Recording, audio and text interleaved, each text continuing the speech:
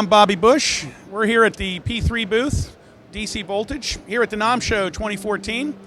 And we're here to tell you a little bit about the P3 pedals and what they do. This is our latest line of pedals. If you notice, there are no batteries and no wall warts anywhere to be seen, which means you won't see them on the stage either. Anyway, the idea and concept of these pedals is to provide phantom power through the cable through each of these pedals and out to your guitar. And if you notice, because there are no batteries or no wall warts involved, the stage will look clean, your pedal board will look clean. It is a special cable. If you notice, it's a stereo cable. So it's not your standard guitar cable tip sleeve. This is called a tip ring sleeve cable. And we bring the power into these pedals through the ring side of this cable. So what you end up with is DC voltage coming through each of these pedals that are already set up to accept phantom power and DC voltage from one end of the pedal board to the other. So we've eliminated the batteries and we've eliminated the wall warts. Here is the actual inventor of the P3 product, Jason Roebling from DC Voltage. Jason? You can run probably 15 or 20. 9 volts comes out on the ring, but if you have an 18 volt or 12 volt pedal, there's an adapter, a little module that we use that will allow you to power an 18 volt pedal, 12 volt pedal.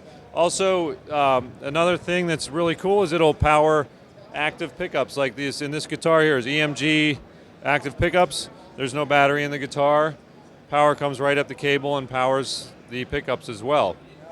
No, well, there's 2 ways to do it. You can have it in the amp, which Andy Fuchs from Fuchs Amps will install it in new amps. If you buy an amp from him and want it, he'll install it at the factory. We also modify amps. People send us their amplifiers. We install it. There's a switch on the back, just like on a mixer, your phantom power switch on-off. Same here. Or you can use the external power supply, which is this black box here.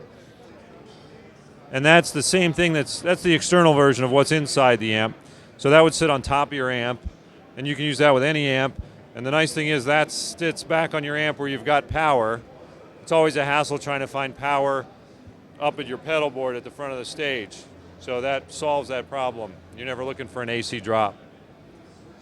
And this integrates with other stock pedals. I don't know if Bob mentioned that, but I could drop a brand new Boss pedal or Ibanez MXR right in the middle of this line, and it will work because a P3 pedal can power other, the input, let me see here.